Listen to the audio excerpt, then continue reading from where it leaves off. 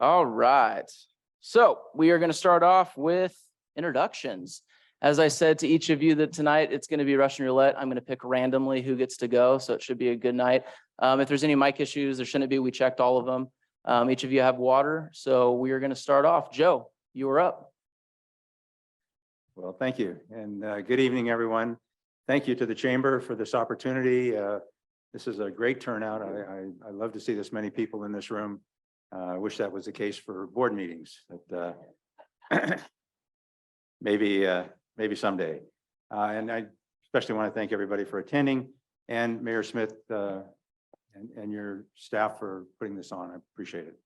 My name is Joe Kamation. I'm running for one of the 3 open seats on the board of directors.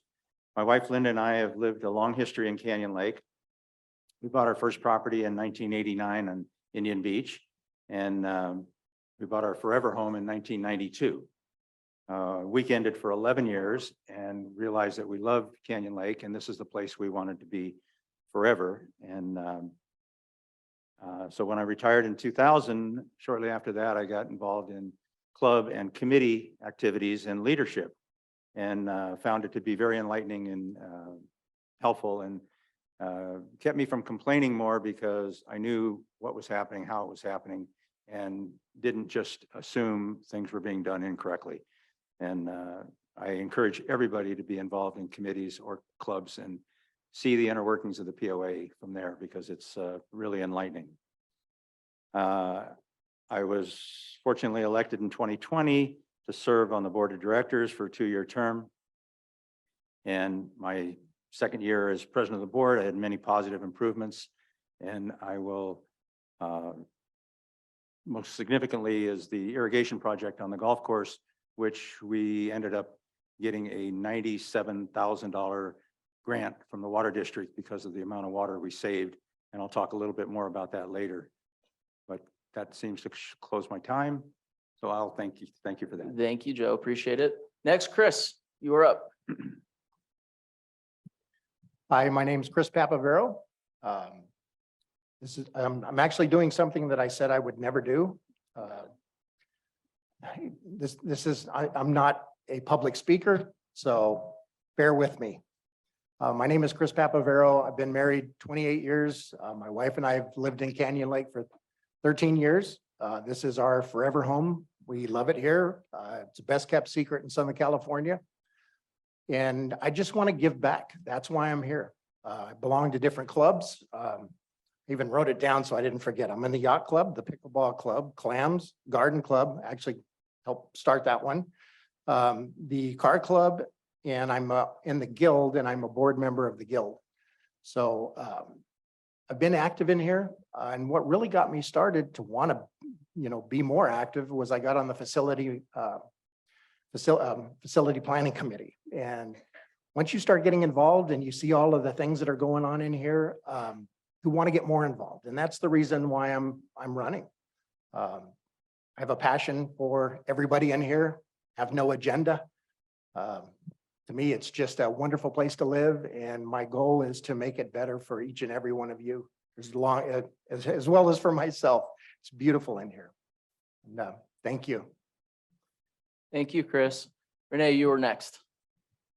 Hello, everyone. My name is Renee Griffiths. I'm your current board president. This is the end of my, hopefully, just first term. The first year I was the treasurer of the board. My husband and I have lived here for almost 6 years. We've been married almost 27 years, I think. Yep, I got thumbs up, 27 years. We absolutely enjoy being here. Prior to being on the board, I was a member of the finance committee where I was able to dig into the numbers, which is my favorite thing to do. For the personal side, things that I enjoy, I'm on several clubs. One specifically that I enjoy is a junior women's club. And I say that because I learned that there was no age limit when I first started running for the board in 2021. And I delivered something. I saw there were people my age and I'm like, oh my God, I thought you had to be 30. So I'm a member of the junior women's club, the women's club. I was fortunate enough to finally get on the list and my name was pulled up for the guild. That takes a while. So if you're interested in it, get your name on it because there is a long list and it takes a while, but it's a phenomenal club. The Veterans and First Responders Club. because my husband's a veteran and a first responder. So I support and love that club. Let me see what else. Yacht club, although I sold my boat. Pickleball club, although I just started playing pickleball. Maybe the golf club, but I think they're going to kick me off. I enjoy and absolutely love this community. What I love most is the people in this community. I love being part of these clubs and watching other clubs. There's a family atmosphere I don't think you can get anywhere else, regardless of whatever your beliefs are. Everyone's a family. And with my last few seconds, I'd like to thank the chamber for hosting this event, for Mayor Smith taking time to be here and moderate this. And Darcy, your prayer was absolutely beautiful. I was closing my eyes, but I hope it was written down and it could be posted somewhere because it was quite special. So thank you. And I look forward to it tonight. Perfect timing too. Thank you, Renee. Jeff. Well, my name's Jeff Bill, and I've lived here for about 4.5 years. I've been coming out here since the late 80s, had some friends in high school that their parents or grandparents had places out here. When I was able to move back to California almost 5 years ago, this is the first place I looked. I am a native Californian. When I say back to California, I grew up in Huntington Beach. A lot of friends from high school are out here. And I just love it out here. And to echo what Chris said, and you might notice the signs have both of our names. Well, both of us said we would never do this. And when it came time to do this, like, all right, let's see what happens.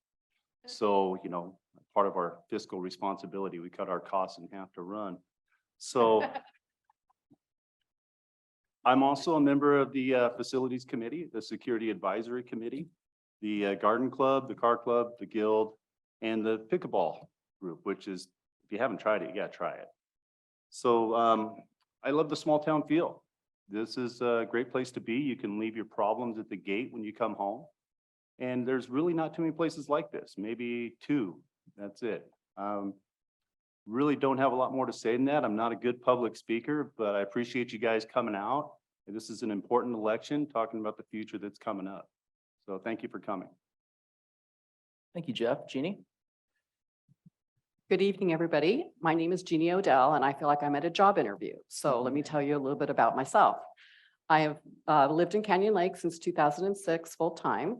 I'm a mother and a grandmother. I have 2 wonderful bonus daughters and 1 son. I have a couple of grandkids, another one on the way.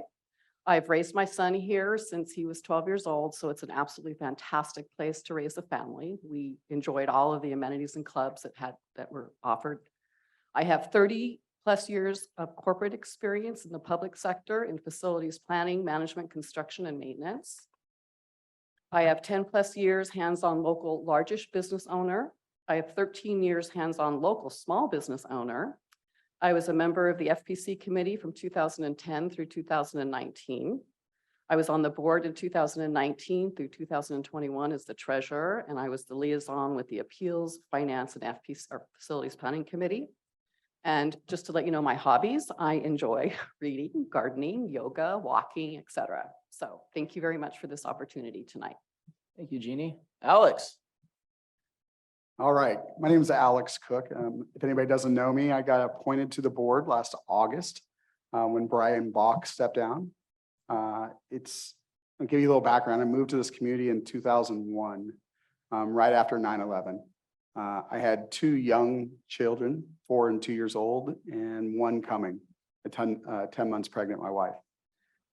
I moved here, I didn't know a single soul, nobody. The only reason I knew about this was researching and coming up and looking at houses because of a real estate agent. I came here and I feel like within the first week, I had a bunch of best friends and I knew I fell in love with this place. I started getting involved. My kids started playing t-ball. We started camping at Happy Camp, playing men's softball and things like that. So it's one of those feelings like moving here that I don't know if people outside the gates don't understand, but once you live here and you're inside the gates, everybody understands what a special place this is. And that's what really drove me to start getting involved.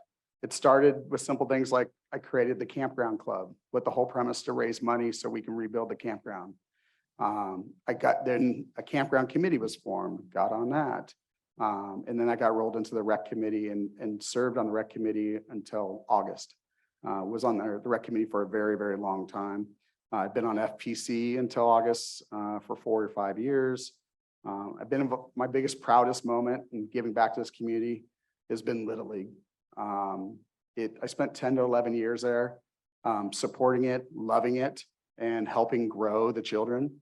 I have 3 kids that grew up here and they've all loved it. They've all had great successes in life. And I want to continue to create opportunities for the youth of this community to have what my kids got. And maybe someday my grandkids live here and get to do the same thing. But I really thank you guys for coming. Thank you, the chamber. Thank you, Mayor Jeremy, and thank you for the whole city council for being here. I see them all out there. It means a lot that you guys are here and you're part of the process. So thank you guys very much. Thank you, Alex. All right.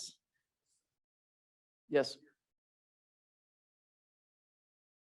Yeah, make sure when you're done speaking, you turn the microphone off just for the kickback. So, all right, introductions are done. Good job. I don't see any glasses of wine yet, so the audience isn't bringing forward any wine. So we're going to dive into the question that they've provided to you. We have several of them here. Like I said, each person's going to be picked randomly. So we're going to start off with Chris. This is going to be the first question. So if you need me to repeat it, I will do so. Crime and safety are a great concern here in Canyon Lake. Are you concerned about crime and safety, and what do you plan to do? Crime and safety is a big deal in here. I know one of the things that, we have the security committee. What we need to do is actually work a little bit closer with the city. You guys have the police department, sheriff's department. You have things that can be done to secure things in here. I know there's some people are talking about even doing RFID stickers on equipment in here that are cars and golf carts so that they can't leave. That's part of the gate system. So it is important. It is something that we need to work on. When I get on the board, that's something that for sure we need to look into a little bit closer. So thank you. Thank you, Chris. Joe? Yes, crime and safety, public safety. Ultimately, I think we all know that those are primary responsibilities of the city. I don't think that it stops there. I think that's where the protection for the community should be with the city. And I think the POA should have a role in working with the city and coming to some sort of agreements, whether it be a shared committee with the city or whether it be some other means of communication and working together. I know there's been some ideas put in place with code enforcement, and I think those might have been good moves. I don't know if they're still in place or not, but I'd like to see more of that. And knowing that the POA is a private community, we have to be careful of our liability with those kind of matters. Thank you, Joe. Thank you. Right, Jeff? I don't have a lot of rhetoric to this. I'm just gonna get to the point. We've had 7 vehicle thefts in the last 4 months. We had a motorcycle stolen yesterday. We had 3 golf cart thefts in the last few months. We've had vehicle hit and run accidents. We've had multiple physical altercations. We've had vandalism, home and vehicle break-ins. So the question isn't about, do I support issues to take care of crime and safety? Yeah, it's how you do it. I have a background in law enforcement. I spent 2 years. I was with the sheriffs in New Mexico. I was with San Diego PD. This is something that we need to address without just talking. There's issues with the city and the POA working together on this, quite honestly. The POA does not have their own police department, as some people posted online. They have CCNR patrol that's different. You need to call the sheriff's department if there's a problem and report it, because statistics are what makes the sheriff assign people to hotspots. And I'm out of time, or else I'll tell you more. Thank you, Jeff. Jeannie? Thank you. If you look up the definition of a safe community, one of the many things in a safe community is that it's a place where the community leaders come together to plan and create programs that reduce injury and violence and improve community health and well-being. So with that said, this has obviously been a topic of concern for many, many years. We're using the same business model that we've used year after year after year, and it's probably time to change that equation. We have Marine Patrol and Community Patrol have a $3.1 million budget between the two line items. Community Patrol and Marine Patrol need to be looked at together as one entity. We need to look at how other POAs and cities share their responsibility. There's other gated communities out there that are within cities. How do they share that responsibility? That's one way we can change up the business model. You know, you constantly hear, we don't want to take on an assumed responsibility, but is it a greater risk to do nothing than to do something? So thank you. Thank you, Jeannie. Renee? I'm going to read to keep this real fast under my minute. So I just want to let people know what has been done. In January 2022, after having a long conversation with Mayor Smith, and we were talking about, we were just brainstorming different ideas. Tim Cook and I went back to the board under Joe Kamajian's leadership, and the board created an executive committee to meet with the city council. The city council then eventually created their executive committee. Right about that time, when they figured out when we could all meet, Bill Van Vliet was elected to the board, and it only made sense for me to step down and have him, since his background is security, and that's what he was emphasizing, to step in. And then with that, there were meetings that some great things have come out of that. One specifically about registering your cameras, your home cameras, and I encourage everyone to do that. But the Security Advisory Committee was formed under our board, and they're doing an excellent job at creating, I'm sorry, I'm seeing the things go down. I'll finish that later. Thank the you, closing. Renee. Alex? We need to change the script. And it's not just the POA, it's not just the city, but it's the citizens. We can't be reactive anymore to the calls, the problems. We need to be proactive. That means we need proactive policing, we need proactive community patrol, and we need our neighbors to be proactive.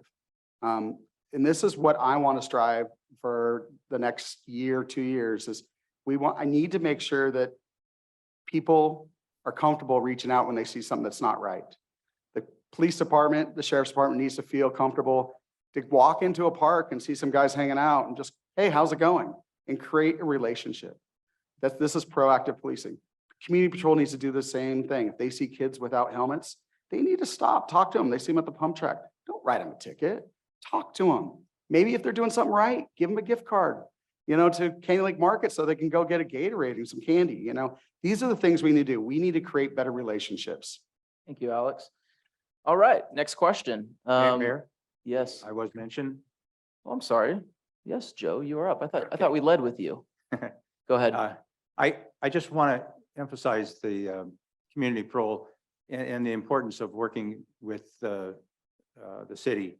There are just a couple of things that overlap between the city and the POA. And I think security and public safety is one of them. So I think it should be a focus of the POA board as well as the city council. Thank you, Joe. All right, moving on to our second question. Many of you have said that the POA needs to be more fiscally responsible. What problems do you see and how do you plan to resolve them? Alex, we're gonna start off with you. Good question. In the last 6 years, we've been catching up with the times in this community. If you had been in these meetings 7 years ago, all you heard was, we looked like Sun City. Everything was falling apart. Audie Murphy was amazing. We're going out there with our kids in playgrounds. We didn't have a new playground in here. So in the last 6 years, the community has been, and the POA have been fixing these things.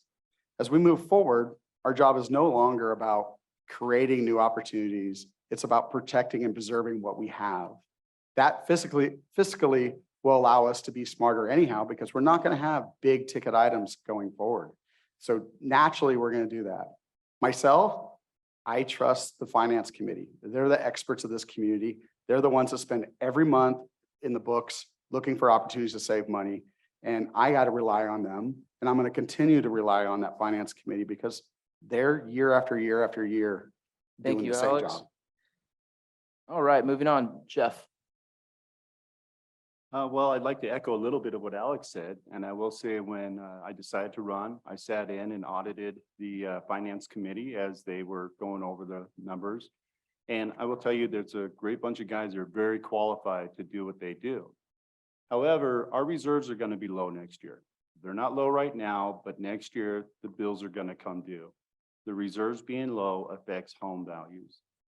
I've heard it said that a 30%, we have a 30% reserve, 30% range, and nice amenities, or 60% reserves and poor amenities, but we can't have both. In my opinion, that's not mutually exclusive. We can have both if we spend wisely. We don't have to bite off a big chunk. How do you eat an elephant? One bite at a time. You do it a little bit as you go. Then you don't have to get into all this controversy that we've had this past year. Everyone can just play nice and move forward, but we need to listen to our finance committee. Thank you, Jeff. All right, Jeannie? Thank you. I think one of the big things that's kind of missing in our financial world is a 5-year plan.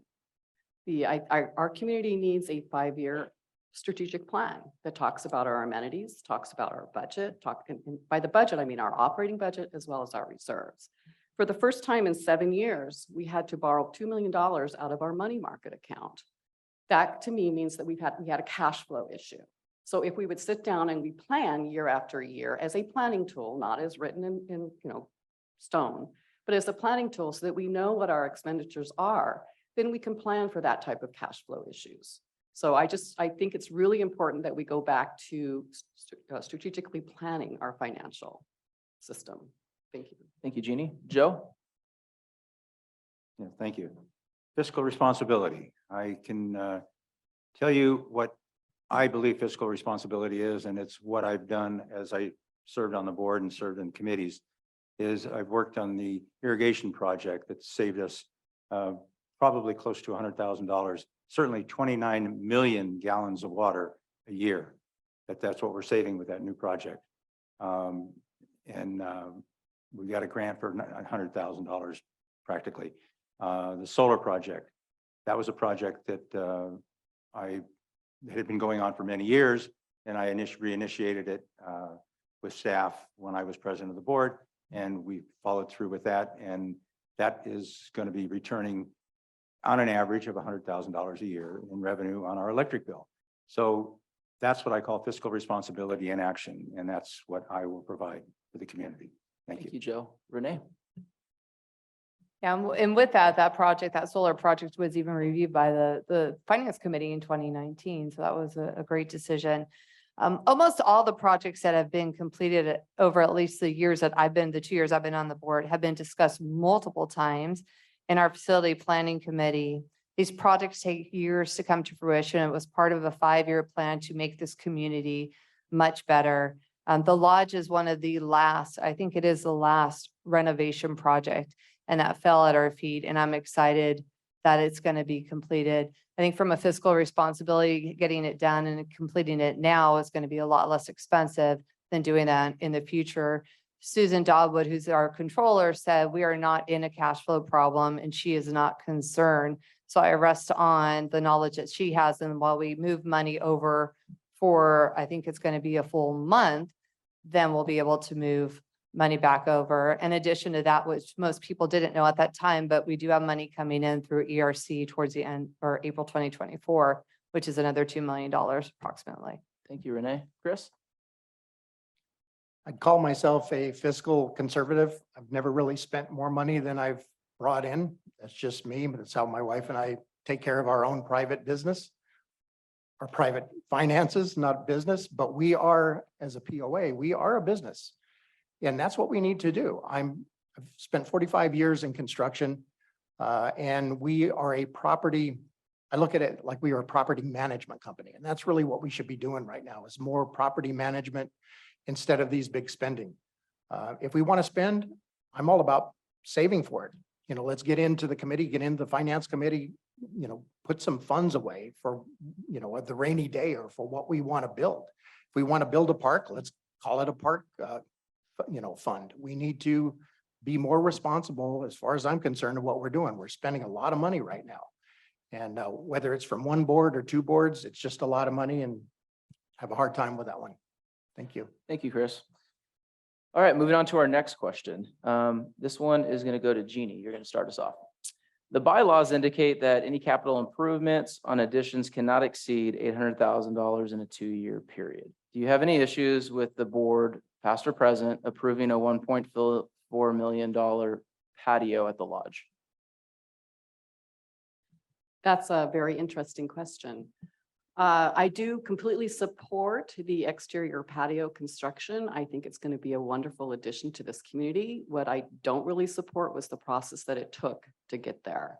Yes, it was vetted through numerous committees up to a certain point in time, but there wasn't really much community engagement when it came to the discussion of the patio after a few committees looked at it. So, once again, I support the project. I just don't support the process that it took. Thank you, Jeannie. Joe? Well, the $800,000 rule was placed by the courts after, as I understand it, after a bankruptcy with the community and to put us on a better path of spending. And this was in the early 90s, I believe. Those are numbers that are 30 years old. And there was an attempt at one point to put it on the ballot and ask the community to allow those numbers to be more reasonable and brought to date. And it failed, which was unfortunate because it does hinder progress in the community.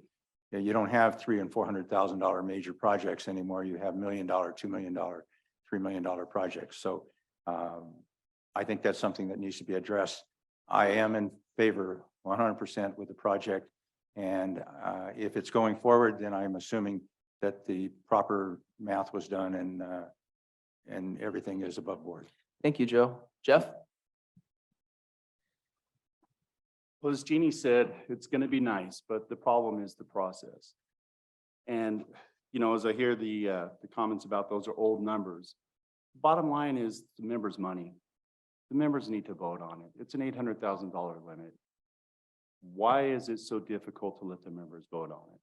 Personally, if it was up to me, I would have put the money into the country club where it's open to the public, where we can get it to pay for itself, and then we would be able to save some money to put into the lodge and do what we want. I'm looking forward to the outside patio area, but I think it should have been thought through differently to where we could have been more responsible on the financials for that. We can also, as part of the country club, we could have added some more golf carts, brought some tournaments in here, support our golfers better. That money could have gone to those two items and then come back to the lodge. And I think we kind of missed the boat on that. Thank you, Jeff. Alex? Can you read the question one more time? Yeah, absolutely. The bylaws indicated that any capital improvement on additions that cannot exceed $800,000 in a 2-year period. Do you have any issues with the board approving 1.4 million on the new patio at the lodge?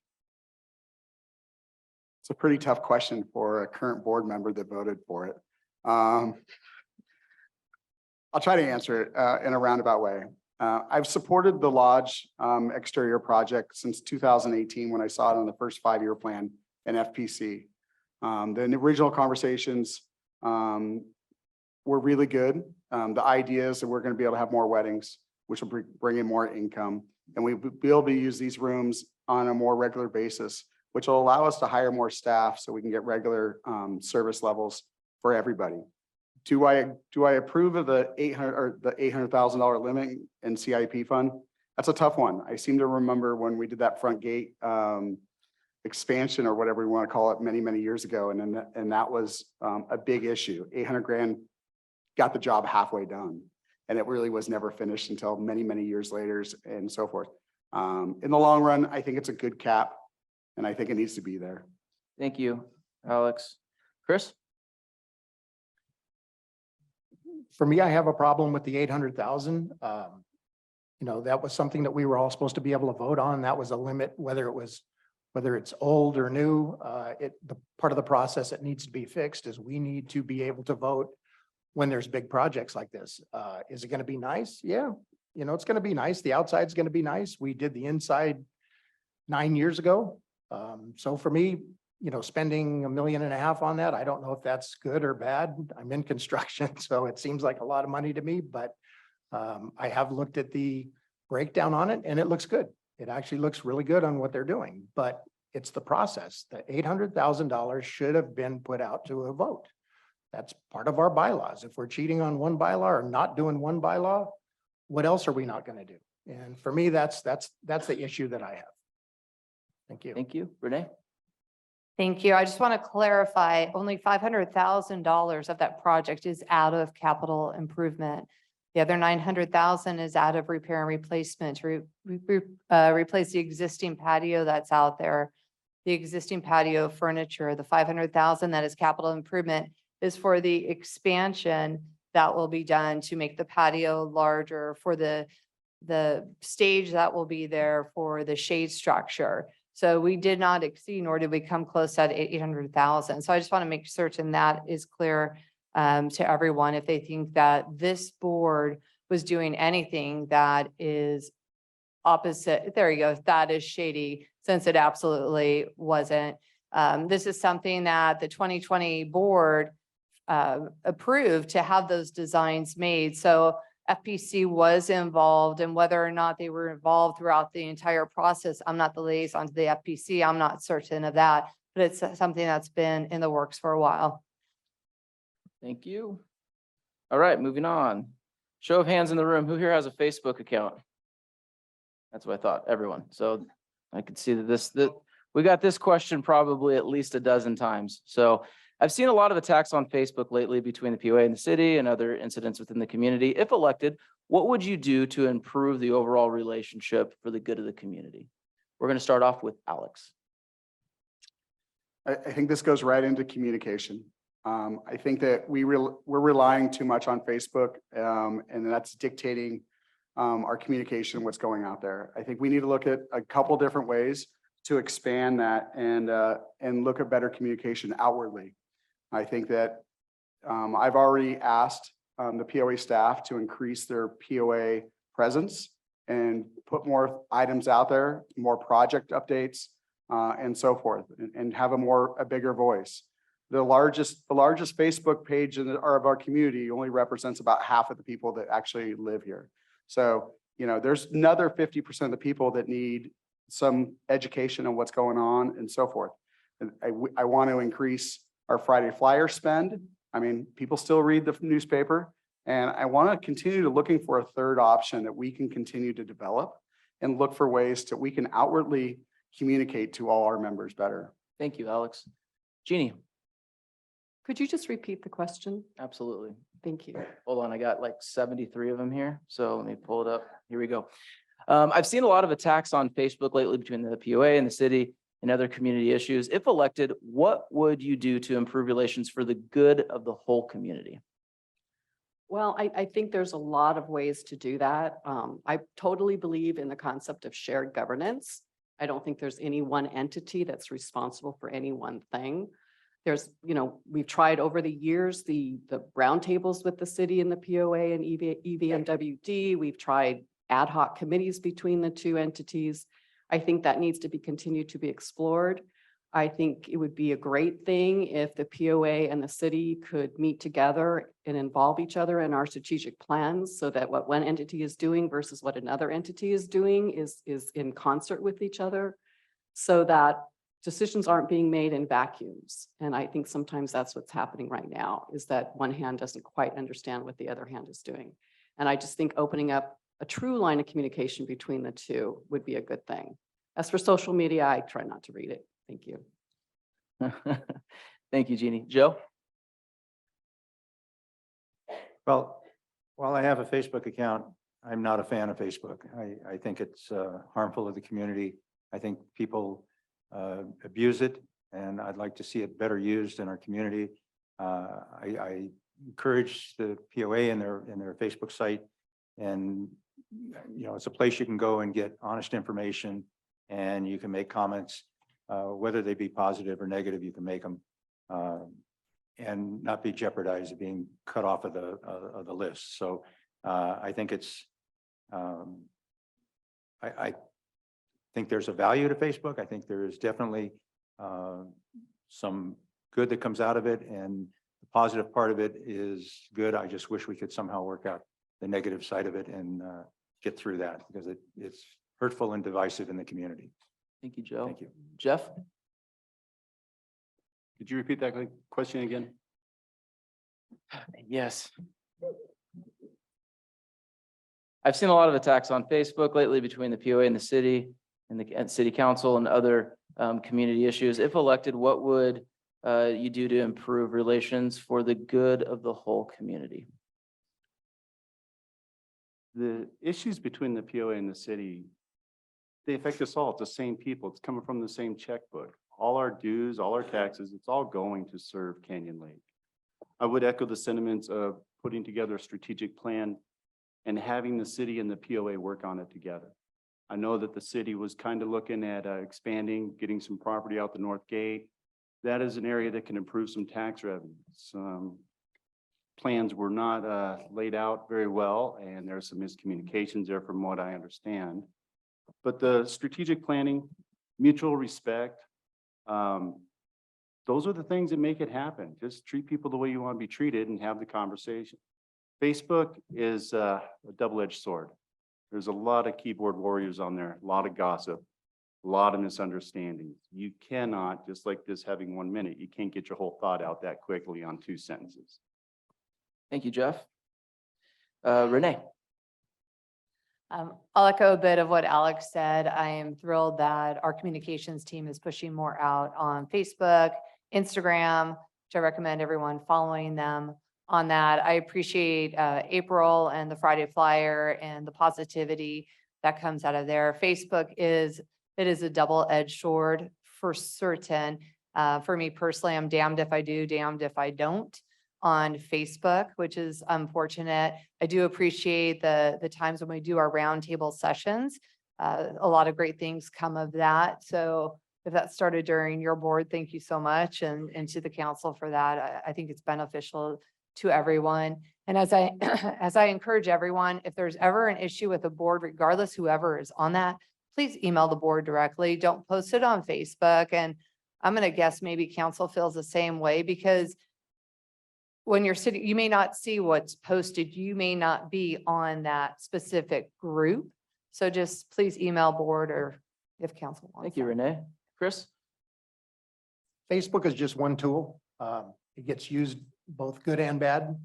But the key to any tool that we use is the communication. So communication between the POA, the city, it's paramount right now. We are all one community.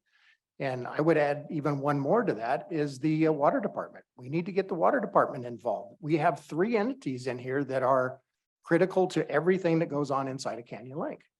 You know, we need to communicate that, whether it's Facebook, whether it's sending letters, smoke signals, I don't care. It doesn't matter at this point. It needs to be something that everybody works on. City council, I love going to the city council meetings. I love going to the POA meetings. I've sat down with Darcy Burke multiple times. The only way we're ever going to get anything resolved is by communicating, sitting down, talking. It's important. We have to do that. It's for the good of the entire community. Thank you. Thank you, Chris. All right, moving on to our next question. How do you plan to reach our neighbors who remain active online, but cannot make it in person meetings? I think that's what they meant to wrote. Alex, we're going to start off with you.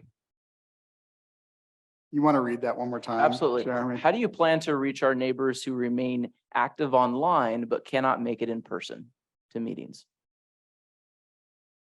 It's, if anybody knows me, my college degree was in communication, and communication is a 2-way street. And I think this is a big challenge, a huge challenge for the POA. And I think that we're probably going to have to hire an outside contractor or somebody that knows this, that can give us insight on how do we get their information? How does the POA get their information? How do the directors get their ideas and thoughts? I don't have a great answer on that. I think that we've all circled around this for a long time, but I do think that we need to continue to find a way to reach our neighbors, reach them. They might be active on social media and don't come to meetings. It's a tough thing. We've tried to move the meetings later. That didn't change the participation. I think we just have to continue to try. And that's the biggest thing I'm going to keep doing, is I'm going to keep reaching out and see if we can find that common ground. Thank you, Alex. Jeannie?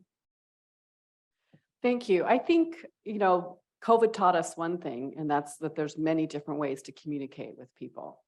So I think we're doing a good job, or we're doing a better job than we've done in the past. I think there's always room for improvement. So a couple of ideas that I've been thinking about is, for example, we need to actually publish our agenda items, not just say it's an open session or we do a link, but pick some of the agenda items that we know are going to be topics of interest to our community members and publish information ahead of time. What is that? What is that agenda item? What does it mean? What are the effects of it, et cetera? Essentially taking the board action item and just kind of expanding a little bit and getting that information out to our members. Another thing that I think we need to do is our committees do great work, but a lot of our members don't know what those committees are doing. So I think we need to pick a committee, possibly every week in our newsletter, and start sharing their actual activities that they're doing and remind our members that they can come to those meetings as well. I do think that sorry, I'm almost Thank you, done. Jeannie. We do the videos, et cetera, et cetera. Thank you. Perfect. Thank you. Renee, do you need me to repeat the question? I think I maybe have it. Okay. I'll just say, just to let everyone know, the board meetings are available on Facebook Live. People can go back and watch it while they're sitting in bed with insomnia and enjoy the fine words of wisdom that come from the board and the members.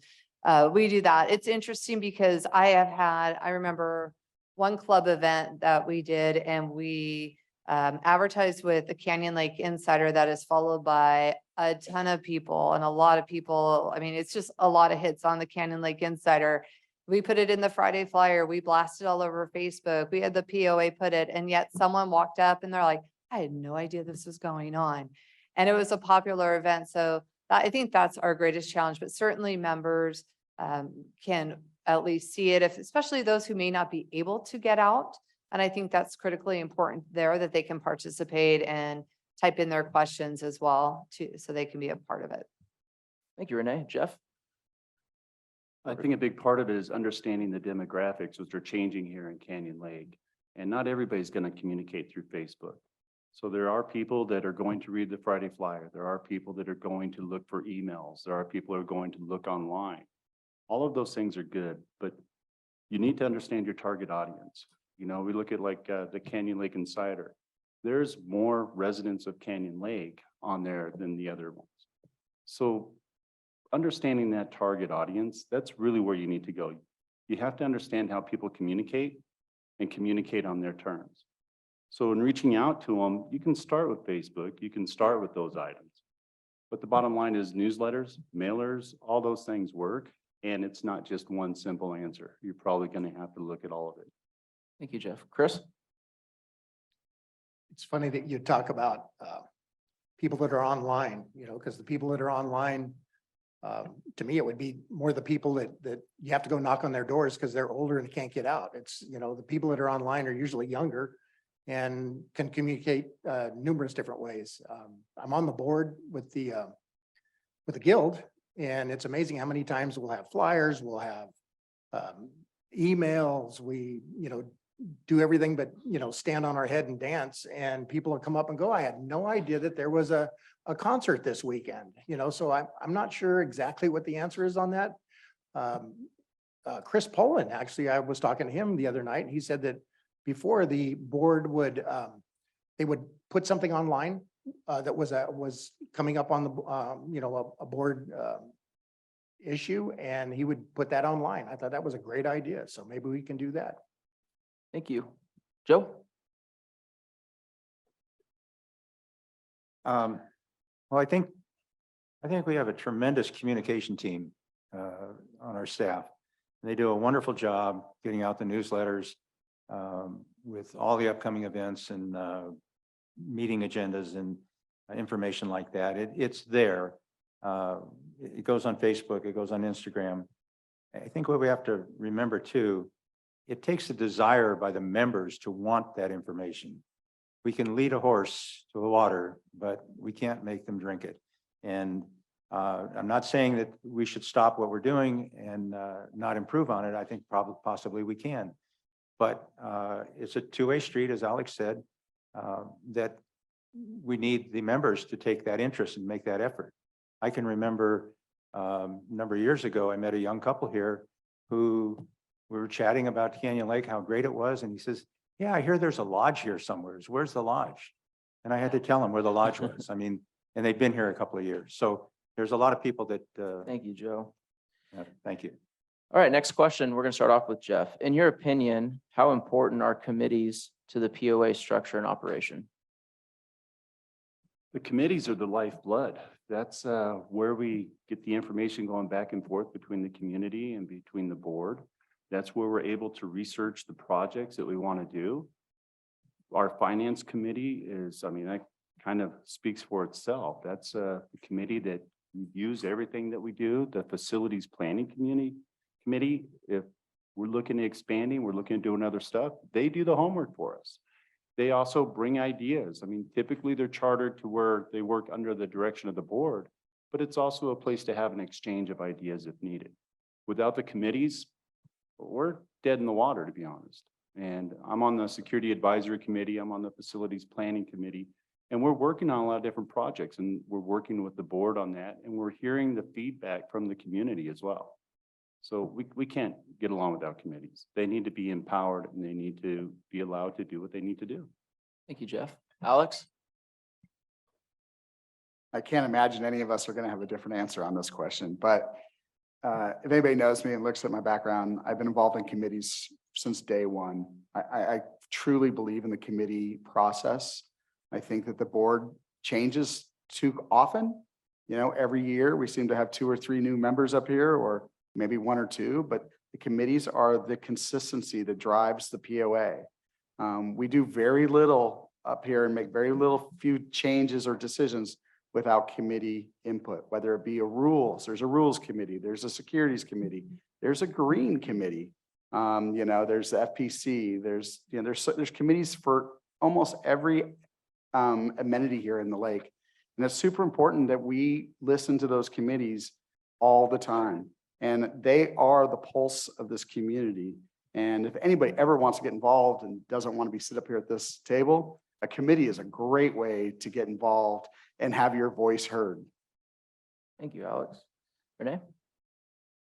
Yeah, I'll just add to that with the last part. Anyone almost all committee meetings can attend except for the appeals committee. So I've been the liaison for the finance committee, appeals committee, the Fiesta Day committees. There's one other committee, but I can't think of it. Oh, the senior work group, which isn't a committee, but all the great improvements that you see happening and even happening now in progress started with, from what I understand, the facility planning committee. Certainly the board at that time giving direction with the 5-year plan, but it's that committee that helped drive this and monitor this and did all the research, certainly all the research for Vacation Park. That's at its location from numerous hours being, the committee driving around and finding that. So they're critically important to everything we do. So I fully support our committees. Thank you, Renee. Jeannie? Thank you. I'm a big proponent, as most of you know, of shared governance, and the committees are the heart of a shared governance environment. The committees represent our members. I think what we need to reinforce is that the committees report to the board, so there's a board liaison. So the committees report to the board liaison provides the agreed upon directions to the committees, and then the board decides, do we return it to the committee for additional information, or do we move it over to staff for action? So I think we need to kind of get back to perhaps that a little bit. I think we've kind of gone away from that type of shared governance environment. I think we also, once again, I'm going to reinforce the communications. I think the committees at times, we need to publicize what they're doing. We need to remind our members that the committee meetings are available for them to attend. Because once again, our committees are the blood of Canyon Lake. They represent you. They represent the members. They're an oversight committee. So thank you. Thank you, Jeannie. Chris? Committees are very important. We need to actually empower our committees even more and give them direction. That's one of the things that I see is kind of a little bit short-sighted on some of these. We need to have the liaisons, that are on the board, give them more direction. That's critical, and then get the direction back to the board. We have experts in all these different areas. The one thing, that I found is that I don't need to know everything, but I need to know who the experts are. And the experts are our committees. And encourage people, the finance committee. I'm very impressed with the finance committee. I got to sit in on that a few times, and they work really hard at it. They are sharp people. All these committees need to be encouraged to get the best people on board. That's going to help us as a board to do our job. Thank you, Chris. Joe? Well, I'm a real advocate for committees. I've served on committees for a number of years, Green Committee for 15 years, FPC for 3 years before I got on the board. And I learned how effective a committee can be with the work that they do and then report to the board. But once I got on the board, then I realized that the committees are really the tool for the board. The committees are the ones that do all that legwork, do all that research, present all the information with the pricing, and it's a valuable tool to this community and the structure of what we have. You know, I support it 100%. Thank you, Joe. All right, next question. I appreciate the humor in this question. What do you think of the new median landscape, mixing palms with magnolias? Let's not focus on the trees, but what do you think of the new project? We're going to start with you, Jeff. I'm the wrong person to ask about trees. You know, it's a lot of money to spend. We spent a lot of money this year. I'm all for bringing the community up to today's standards and out of the 60s. But I didn't see where we needed to replace all of it. I saw some areas of the curbing that was damaged. I worked for a very large construction company in Georgia when I lived there. We did these type of projects, and I'm shocked at how much it cost. So is it good? Is it bad? It remains to be seen. The trees, I'm the wrong person to ask about trees. As long as they're green, they look good to me. So the curbing, though, I don't think we need to do all that we're doing. I really don't. It seemed to be working fine. And if it works, why would you fix it? Thank you, Jeff. Joe? Well, I worked a little bit on the median project when I was on the FPC, and then went into design, and I wasn't part of the approval of it, but I certainly would have been. I think it's well needed, well overdue. I think the pine trees were causing enough damage that they needed to be removed. I think the design that we came up with was remarkable. I think when the thing is done, people will have maybe a little different opinion than looking at some raw trees sitting out there in dirt. And I 100% behind it as far as the numbers are concerned. You know, it's a sign of the times. So everything is more costly. Everything is running over. We're not living 20 years ago when costs were a little bit less. So we get bids, we get multiple bids, and we generally go with the low bidder. So I'm very confident that this will be a real welcome event or welcome project in the community. Thank you, Joe. Chris? Pine trees were huge. The roots were tearing things up. They get underneath and tear up the sewer systems, the electrical. They break things up. So they were old. They needed to be removed. They did pull up the curbs. But the trees that are in there right now and the magnolias, I'm actually excited about it. Being a gardener, I mean, I love magnolia trees. They're one of the prettiest trees out there. I'm waiting to see what the lighting looks like. It'd be nice to maybe get the garden club involved, be able to put some flowers in there, do some things that, you know, the community involvement. We've got clubs that would love to get in there and kind of dress it up a little bit, but I'm kind of counting on the lights. I think if, you know, the lights on the palm trees it's going to be spectacular coming in. So I'm actually looking really forward to that. And I think it was a good move. There's nothing prettier than a magnolia blossom. So. Thank you, Chris. Besides my wife. Oh, there you go.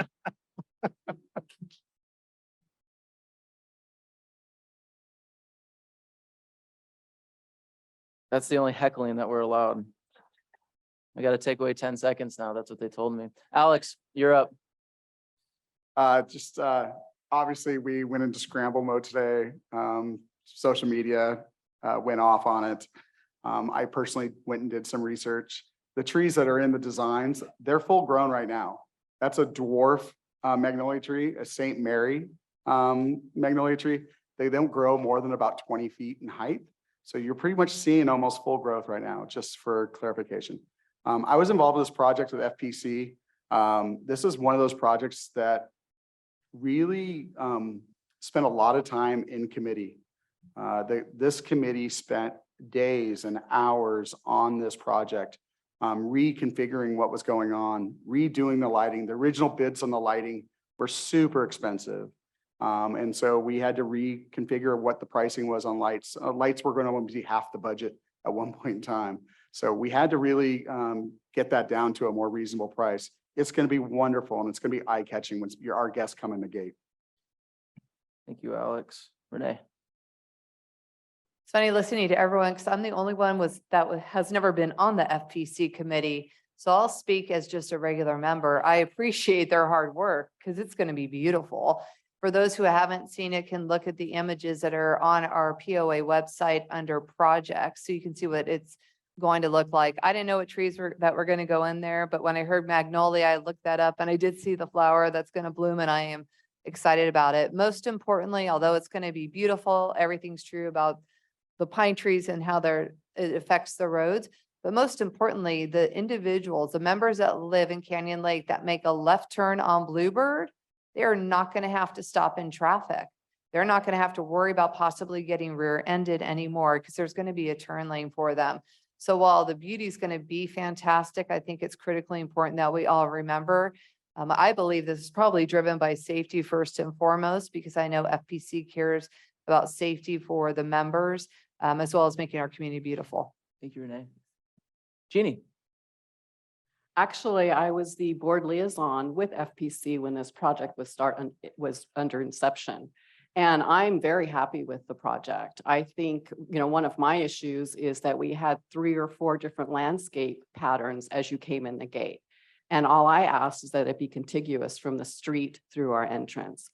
We hired a landscape architect. They vetted everything that the facilities planning committee had come up with. We had a professional actually design the median, and I'm in full support of what's happening out there. And like Alex said, because I also looked it up, they're a dwarf magnolia. I have those in my backyard. Certain times of the year, the scent is wonderful.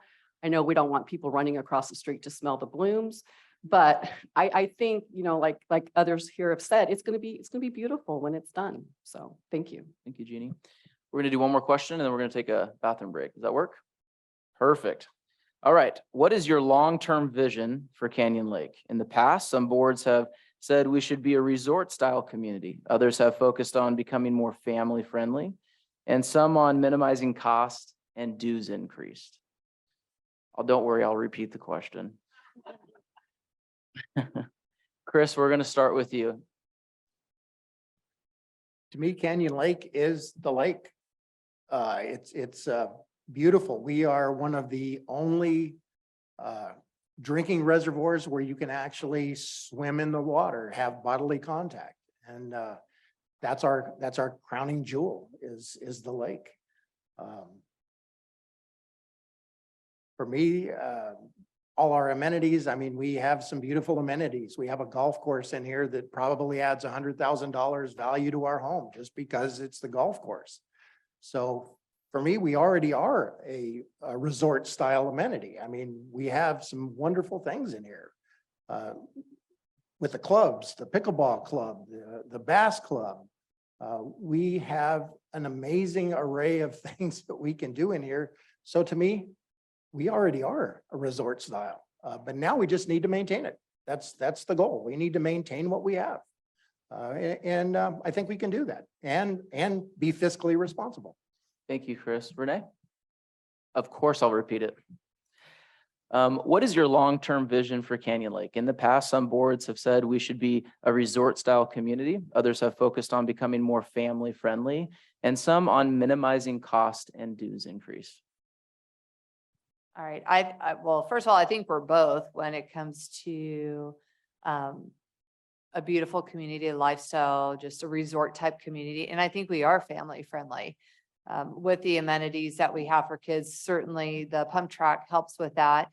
But even all the new parks and all the new park equipment for the kids, the park now at Happy Camp, there's so many places where kids can go and have a great time, and parents can take their kids and feel safe watching them on the playground. So I'm most excited about that. Fiscal responsibility, it's repair and replacement for most of this. I know FPC and the rec committee are gonna have great ideas, but I don't think it's gonna be large scale projects that are gonna need to be done. But we'll see on that. And then with regards to the kids and family style, one of the things our activities team, it's growing and they have a little bit bigger of a budget this year to have more events throughout the summer for the kids, more movie nights to make it even more of a family atmosphere for the kids. Thank you, Renee. Joe? I am going to ask you to read that one more time. Joe, I'm going to place your name in the question, okay? Joe, what is your long-term vision for Canyon Lake? In the past, some boards have said we should be a resort-style community. Others have focused on becoming more family-friendly, and some on minimizing costs and dues increase. Well, I think we're heading that direction on all three of those items. I think we are heading towards a resort-style community with all the amenities that we have. The demographics are changing and the younger families are here and enjoying the facilities, and I think that's great. There's a conscious effort of controlling costs and keeping costs down, even though the world economy is going up. But I think the finance committee and past boards have done a good job with that.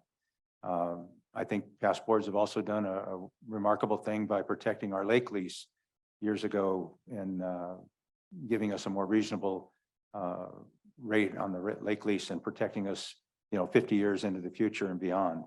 So I see a lot of good things happening in Canyon Lake in the future. Thank you. Thank you, Joe. Jeannie?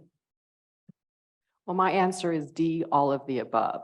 So I think what's important is that the 2020 board put together a vision and actually a strategic plan for this community. And one of the first things that we did in our orientation is we put together our vision. In fact, I recognize some of the words from the question. So we put together our vision as a board, which are representing you as the members, as to where we wanted the community to go. So I just think that that's a very important thing to do. So yes, we're resort friendly. Yes, we're family friendly. Yes, we're fiscally responsible. That's all part of a vision statement that hopefully the 5 board members can come to an agreement on and then set our goals to work with that strategy. Thank you, Jeannie. Alex? We love the resort lifestyle. We drive in those gates and I think all our blood pressure drops 30 pounds or whatever, 30 PSI, whatever we want to call it. I think it's incredible. I want, as I look at this community and I'm thinking the next 10 years of my life living in this community, I want more wow factor. I think we can do a lot of things. I think we can be better at customer service. I think we can be better at communicating. I think we can be better security, as everything around us is going to put more pressure on us as a community. I want people to want to be in Canyon Lake. And that's going to put pressure on the gates and security, or I'm not going to say patrol. And we need to be looking at that and get ahead of that. And as I look forward, I want this place to be the crown jewel of California. And I want to continue going down that path. And that's kind of my vision of going forward. Thank you. Thank you, Alex. Jeff, you are up. You're sending us to the bathroom after you're done, so. Awesome. I'll make it really short then so everybody can run out. No, you get your 60 seconds. The long-term vision, I think it's all of the above. We're a resort community. We get to hide behind the gates from the real world that's out there. We get to come home from work, and it was mentioned, our blood pressure drops. It's pretty great here. Honestly, I've never thought about retiring until I moved here. There's just so much to do that I don't have time for work anymore. And, try to tell that to my boss, but he doesn't listen. So the family-friendly aspect, the resort aspect, the dues minimization, nobody wants dues to be raised. It's a balancing act. If you want the resort, we might have to raise dues. I don't want to do that, but it is what it is as we move forward. Once again, we're in a great place. We're surrounded by areas that they all want to be here. And that's a good place to be because we are here. Thank you, Jeff. With that, we're going to take a 5-minute recess. Thank you, everyone. If you guys have more questions, please bring them forward. All right, here we go. We ready? We're going to start up again. All right. Now that everyone has gone to the restroom and got something to drink,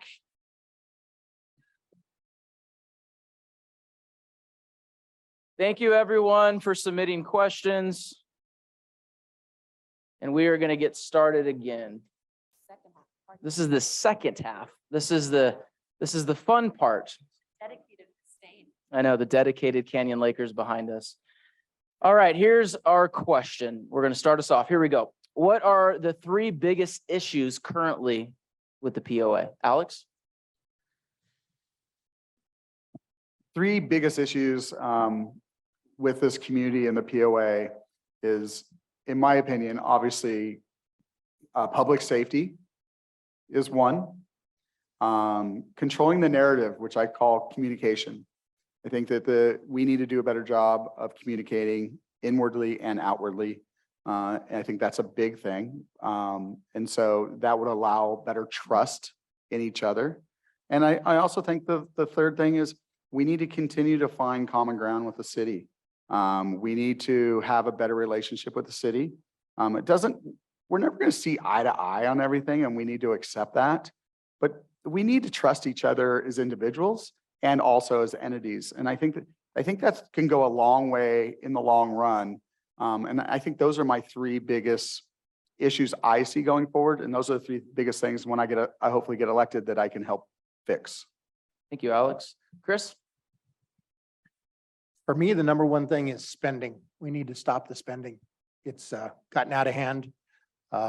The security, we need to sit down with review the contracts with our guard, the company with the guards. And we need to figure out what we can do with the city to expand on that. I think that the communication is the other, that's a big key for me personally with helping with the security. We need to be able to communicate with the city. We need to be able to get like the RSO. You guys as a city pay less money than we do. So for me, that's a biggie, but it all goes back to the spending. We need to really cut back on the spending. That's my biggest issue right now. Thank you, Chris. Jeannie? Well, my answer is actually pretty simple. It's trust, trust, and trust. There is a lack of trust between the members and the board. There is a lack of trust between the board and the city. And I think that's just the biggest issue that we're going to have to overcome is trusting each other is everything that everybody said. It's communications, et cetera. But trust is the biggest issue we have right now. Thank you, Jeannie. Joe? Well, public safety clearly is the hot ticket item on everybody's mind, and while it's tied to city relations, I don't think that is a big problem. I think city relations is a problem that we can work through and address. But communication is an issue that I'd like to see improved on. I know we do a good job, the POA, but I'd like to see members make more of an effort to get that communication and not just go around unaware of what's happening.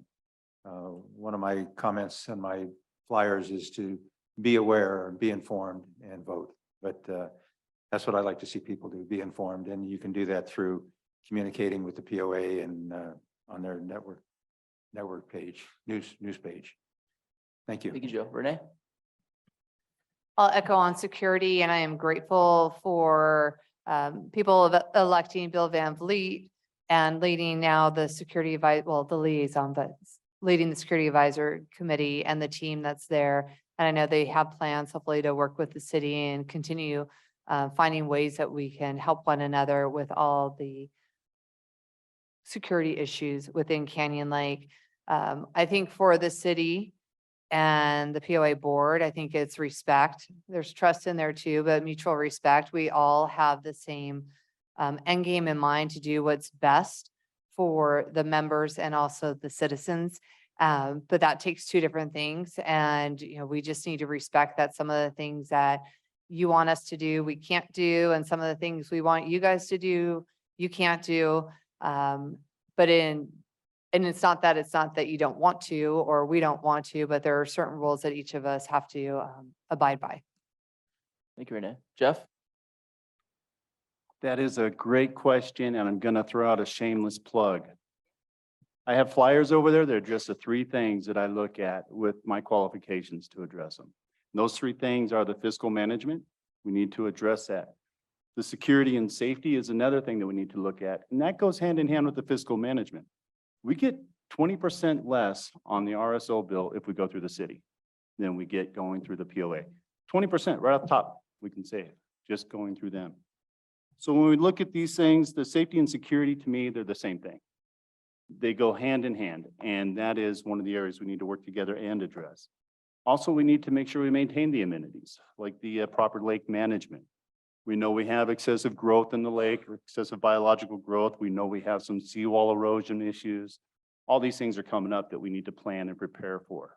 Seawall erosion is going to cost millions. We need to do something about putting that aside in our reserves as well. Thank you, Jeff. All right. We received so many questions about social media, so we have to ask another one. This one's a little bit different, though. If the community speaks out on Facebook, email, text, phone calls, will that persuade you to vote the will of the people? Joe, I'm gonna let you kick that one off. One more I will time. read it again. If the community speaks out on Facebook, emails, or text messages or communications, different platforms, will that persuade you to vote the will of the people? Well, the short answer is no, but the real answer is the will of the people has to be found by another method. I think we certainly want to do the will of the people, but I don't know that Facebook posts are the appropriate place to garner information. I think direct emails to the board, I think phone calls, I think direct communication is the way to get your point across. And I just wish more people would realize that and take advantage of that. Thank you. Thank you, Joe. Jeff? Can you Yep. repeat that? Yep. If the community speaks out on Facebook, emails, etc., will that persuade you to vote the will of the people? That's a tough question because a lot of the stuff on Facebook is just drama. And drama isn't a way to get the answers on what people want to do. Communication needs to go a lot further than Facebook. And I'm sorry, I know there's some Facebook fans in here, but it's always the same people on there posting the same garbage. There are 10,000 plus people here, 4,800 homes. We're looking at what's on Facebook, 100 people saying the same thing. I will listen to it. And what I would do then is I would approach the committees to see what they're hearing. Once again, there's a tool that we need to use, and committees are going to be a much better tool than dealing with Facebook. Our newsletters, online submissions, things like that outside of Facebook. I'm not a big fan of drama. So yes, I would look at it, but I would explore it through other options. Thank you, Jeff. Jeannie? You know, I'm going to kind of echo a little bit of what Jeff and Joe have said. The comments on Facebook are by 5% of the population. They don't represent the majority. They represent what I would consider a minority. And it's a very vocal minority, which of course needs to be paid attention to. But I don't believe social media is the method in which that information should be gathered. I think there's other ways to do that. Thank you. Renee? I agree with both of them. You know, Facebook and recently I've been told by people, oh, there's ghost accounts out there and people make comments. They don't even live here. They might own property, but don't live here. So for me personally, the last 2 years, I don't pay attention to, or I don't let my vote be swayed by what's said on social media. However, when I see something or hear something and I recognize the name, I will absolutely reach out to that person to gather some additional information because I do want insight. And there's some people that I know that regularly show up or regularly email the board and they're truly concerned for the membership altogether. They're not just throwing, they're not a keyboard warrior. So I do pay attention to some of those comments, but I always encourage people to email the board, and it's a privilege when people show up and speak their mind. That's when, I think for me, that's really what sways me on the comments, what people say. Thank you, Renee. Alex? I'm going to say no.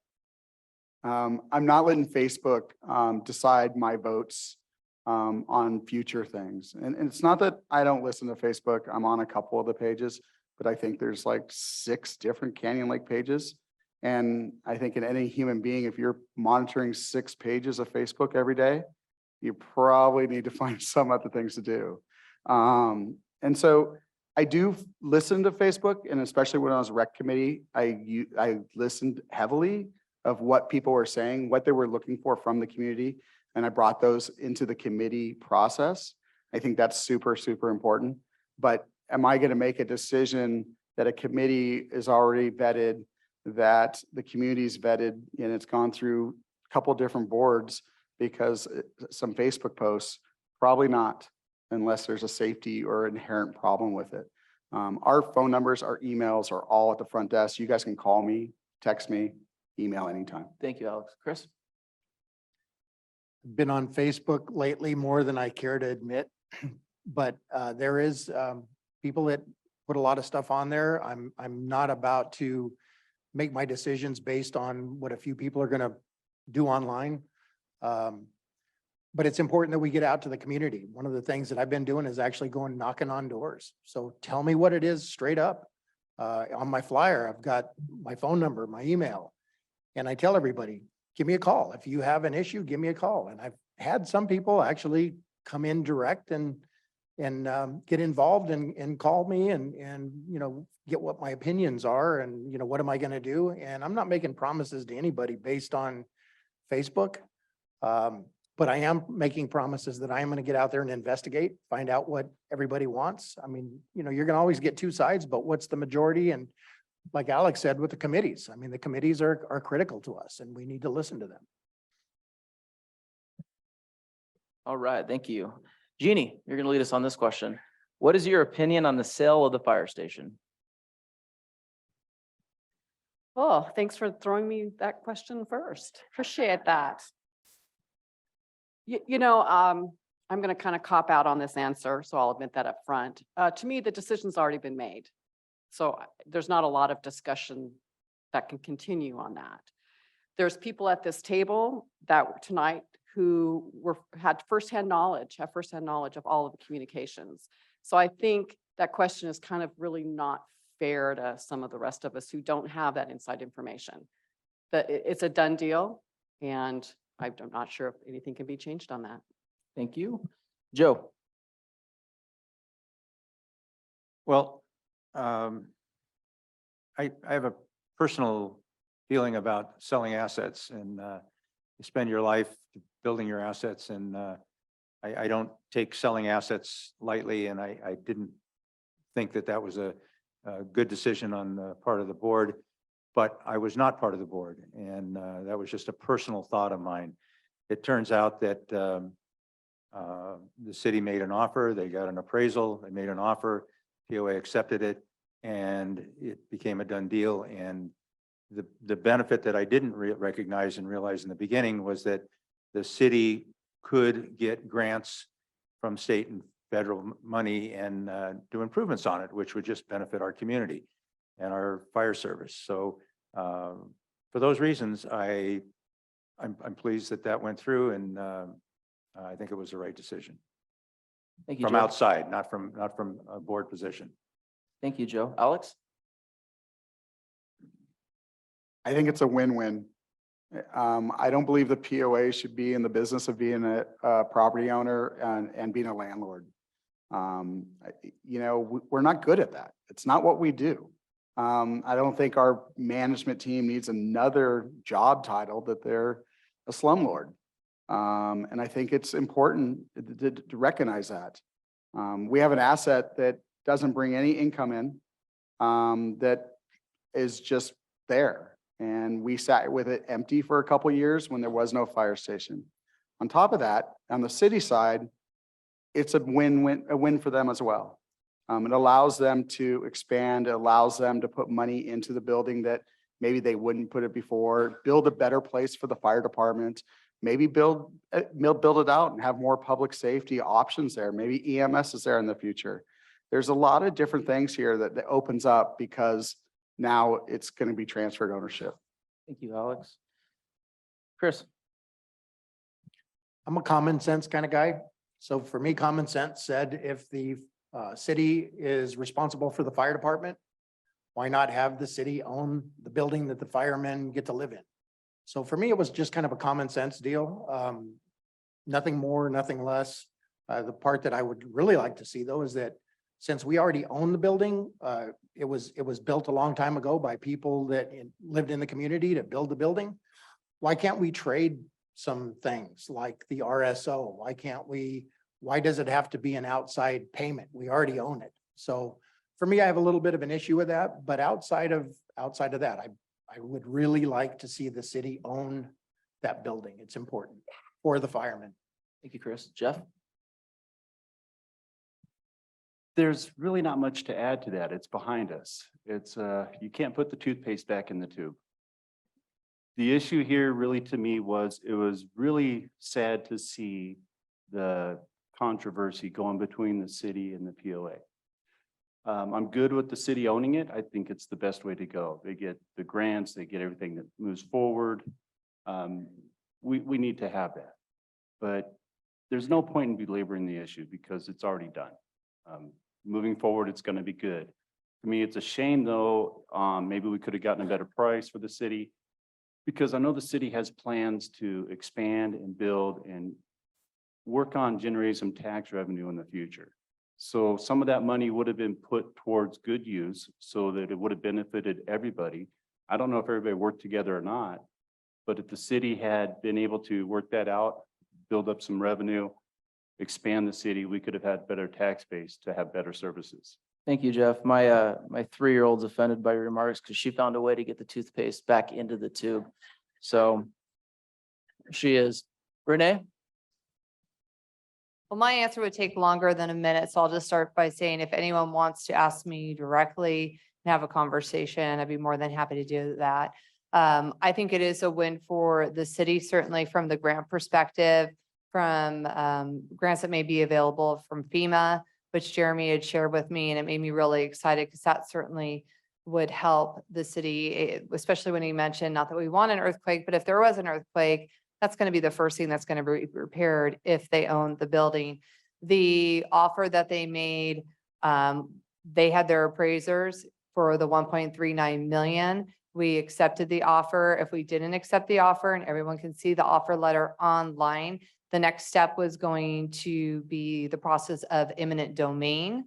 And that would have cost the members and the citizens more from a legal standpoint, even on a friendly domain. So we don't want the members, and as a citizen, I certainly don't want the city to have to spend any more money on this process than that. Thank you, Renee.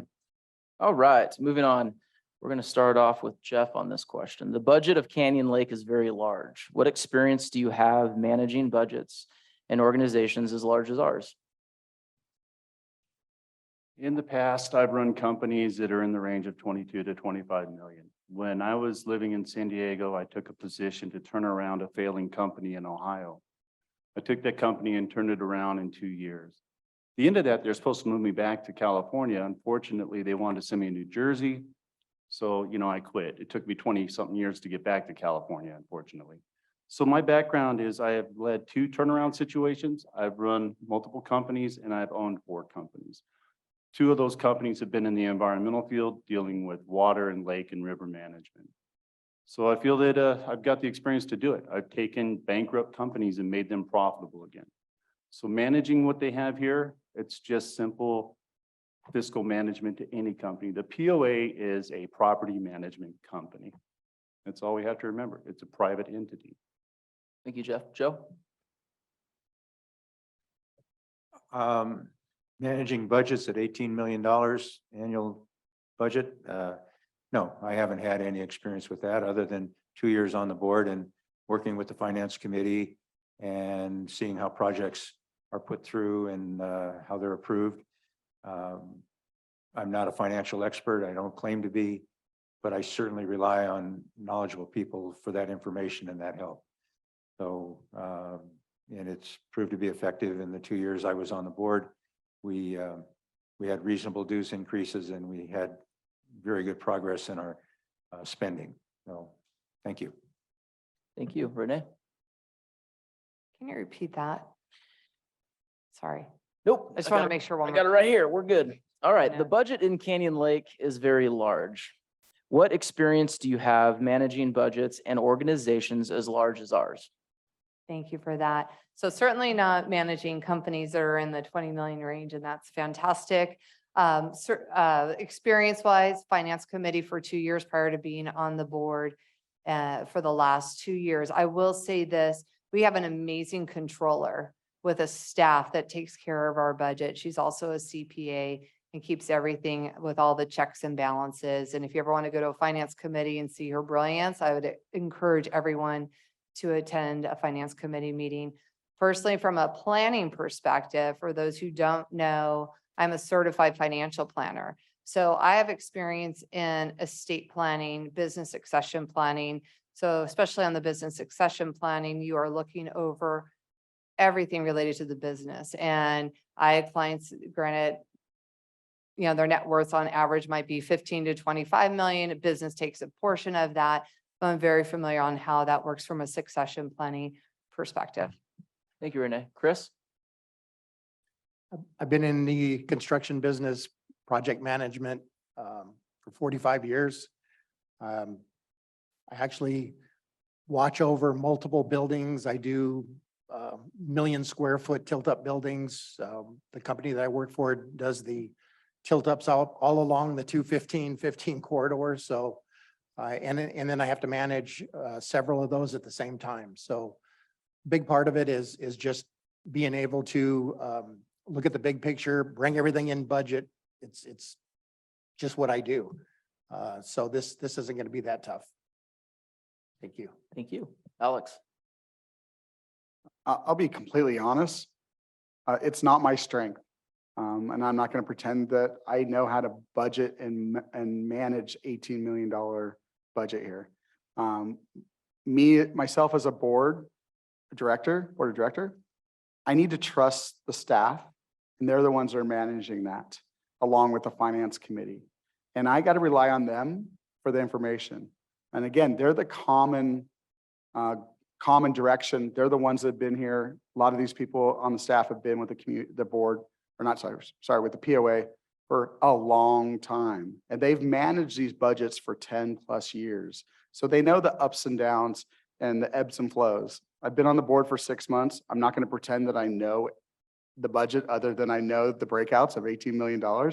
And the operating fund is huge. It's a big, large amount of money in operating fund. It's bigger than we all talk about reserves, but the operating fund is really the big nugget. So. Thank you, Alex. Jeannie?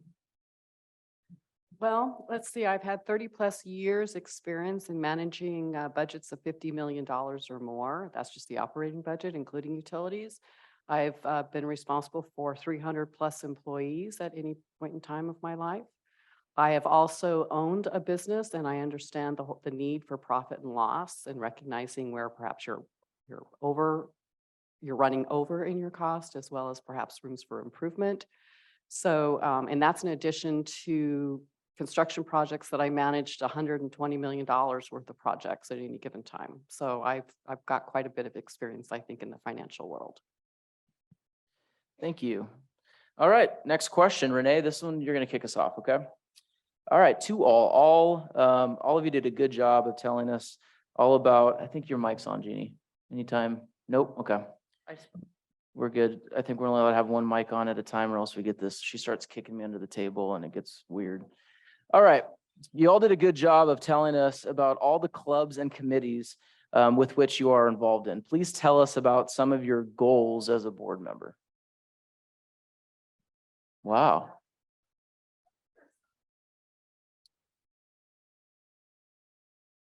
Goals that I have, and I have them listed here. My biggest thing is to continue listening to the members. So I know we talked a lot about committees, and that comes up through committees, but certainly asking people to email the board to hear from them. And some of the best ideas that have come out or I've been presented to the board have come from other members. So that's critically important. I want board members, and one of the things that I've encouraged board members to do, and I think it's important that all board members do, is bring your opinions even if others don't agree, but bring them to the board. That makes the board better. Portion of the community voted for, the 5 people that sit up here, or the 5 people that will sit up here come May. So it's important that all the voices are heard. So just know that each board member is representing a unique interest of members within the community. And my other thing is on activities for the families. I want to focus on that for the kids. Thank you, Renee. Jeff?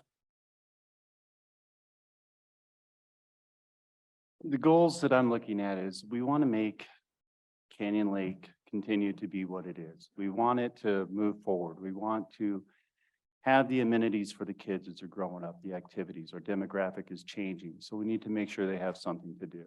We also want to maintain the amenities and some of the other things that we have here for people that are not kids, like, me. The goals moving forward, pretty much safe, secure, the lake in good shape, and something for everyone.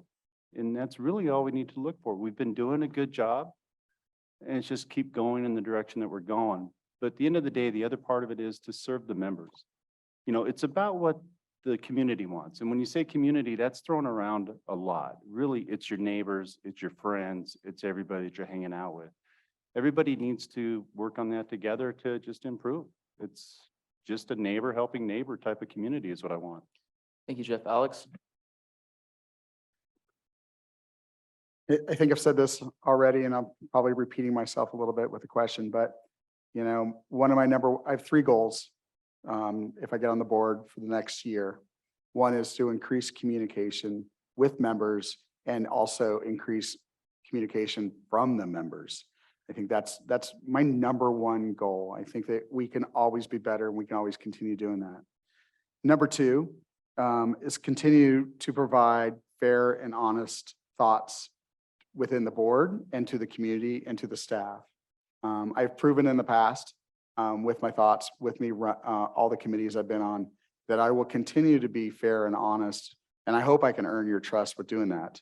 The number 3 goal is really continue to protect all your assets.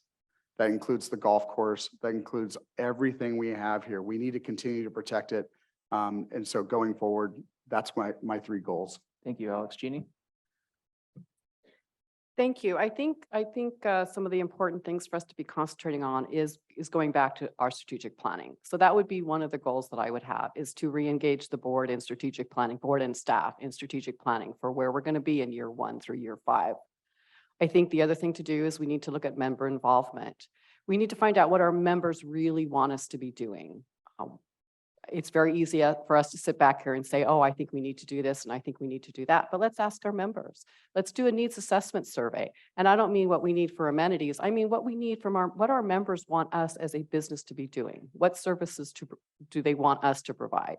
So I think it's important that we look at our needs and we plan for them. And the way to do that is through involving our members in those discussions. The last goal I would have is to reinstitute our 5-year plan. We've gone away from our 5-year planning tool, both for projects and for our budgets. So I'd like to get us back to that as well. Thank you. Thank you. Joe? As a 30-year member of the Men's Golf Club, I'm committed to the health and care of the golf course. It's a living thing, just like the lake is. The lake and the golf course are living things that can change, that they change daily. And I'm committed to the care and health of those items. You can add the equestrian center and the Little League fields on that, our parks, all of our amenities need to be cared for and protected. And that is one of my major goals. Another one is to continually improve the community. If we're not improving the community, we're going backwards. And we saw what basically the first 50 years brought us with minimal improvements, and the community just got old until things started happening and projects were done. So my goal is to continually improve the community. Thank you, Joe. Chris?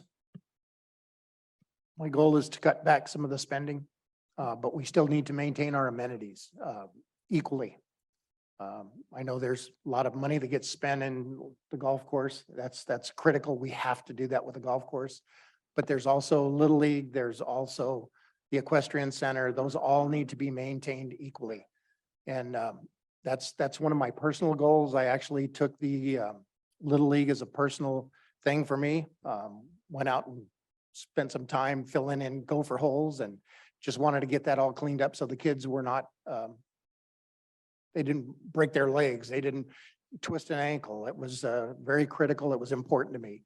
So it's all of the amenities. It's not just one. It's everything needs to be taken care of. It all needs to be maintained properly. We are a property management company. And that's, for me, that's my biggest goal. Thank you, Chris. All right, last question, and then we're going to go into closing remarks. The golf course is heavily subsidized by the POA members. What is your view of the golf course and the subsidy?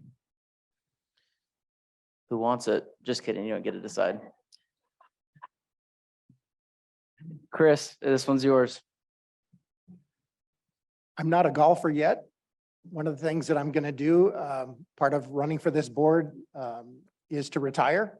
And I'm looking forward to actually golfing. I'm hoping Joe will actually give me some lessons, teach me how to do it. So I'm not shooting the ball into the neighbor's window so that you guys hate me. But I love the golf course. I'm not a golfer, but it's too important of an amenity not to have it. So for me, it's very, very important. I like that we're spending the money on it. I don't mind subsidizing it. Just like the lodge. I don't mind subsidizing the lodge. There's some things in here that we need. It literally adds $100,000 to each one of our values just because it is a golf community. So we have a lot of amenities, but the golf course, I do like the golf course and look forward to using it someday. Thank you, Chris. Joe? Well, as I said earlier, I'm a 30-year member of the club and I value the golf course tremendously. I think it's a significant asset, only second behind the lake for our community. It provides so much for the community members, and it adds to the values of your home. You've got a multi-million-dollar golf course out there that a lot of communities don't have. So I can tell you that rounds are growing. We typically had about 30 to 32,000 rounds of golf played a year. This last year, or last calendar year, the report was 39,000 rounds of golf played. And a large part of that is the changes that COVID has made in our lives and allowed people to stay home and be more flexible with their hours. So it's being used more and more. The subsidy has gone down. I'm not sure the number. I know it's significant. It's somewhere in the low 800s instead of the high 900s. Thank you, Joe. Jeannie? Thank you. Thank you. Jeannie? Well, Canyon Lake is made up of a community of communities. I think you guys have heard me say that before. And one of the communities is our golfing community. I think it's one of the jewels. I think we're done. Does that mean, whoa. And that's my closing remark, people. Wow. Wrong group of people to do this to. What is it? The candidates have left the building.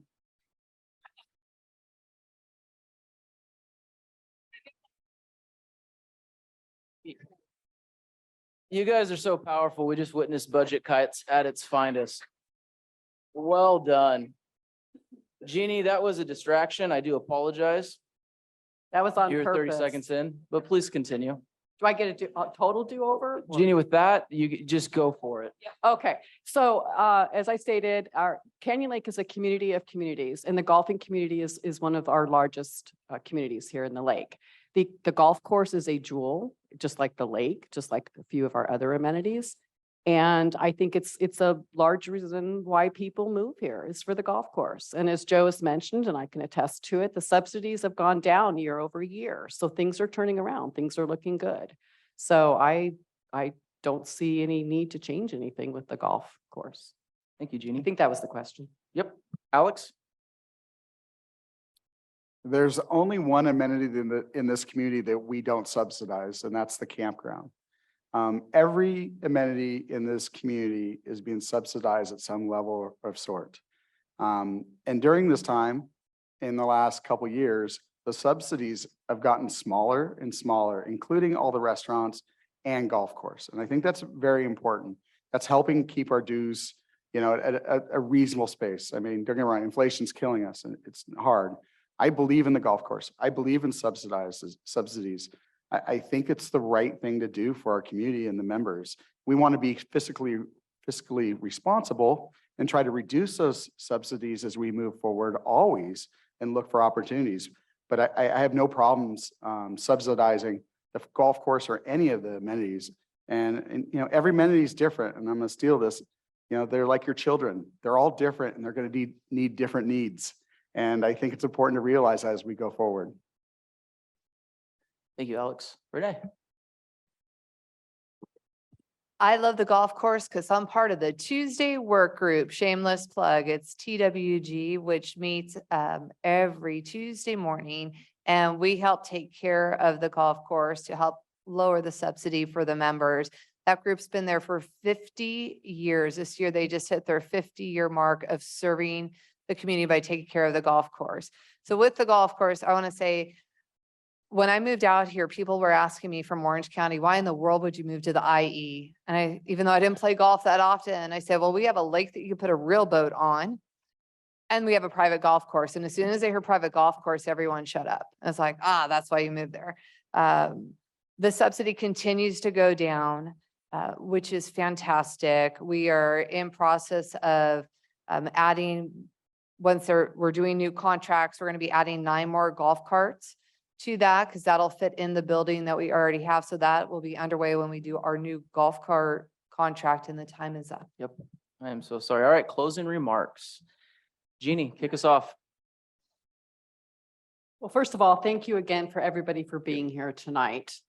I think you've heard from all of the candidates that we basically all want the same thing. We want transparency. We want fiscal stability. We want a safe community. We want shared governance, but we all have different ways that we want to achieve that. So I'm just going to continue to go back to my strategic planning and my 5-year plan. I shouldn't say it should be our strategic planning and our 5-year plan that we put together. I think it's the perfect opportunity now to take a step back, figure out what we need to be doing and how we're going to get there. And once again, it's not a 5-year plan that commits every board to do that. It is a planning tool that every future board can use. It is hard for me to understand how we can make a decision in year 1 and not know how that affects year 2, 3, 4, 5, et cetera. So that for me is the most important thing that I think we need to accomplish. Just also, I have heard through the rumor mill that is being said that I'm owned by the city. So I want to make it very clear right now. I am not owned by anybody but you, the community. So I'm here to serve the community. We are made up of community of communities, and I'm here to represent everybody. Thank you. Thank you. Bill.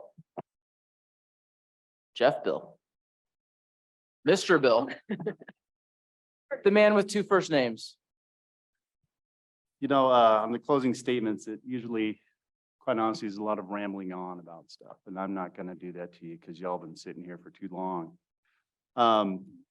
This isn't a popularity contest.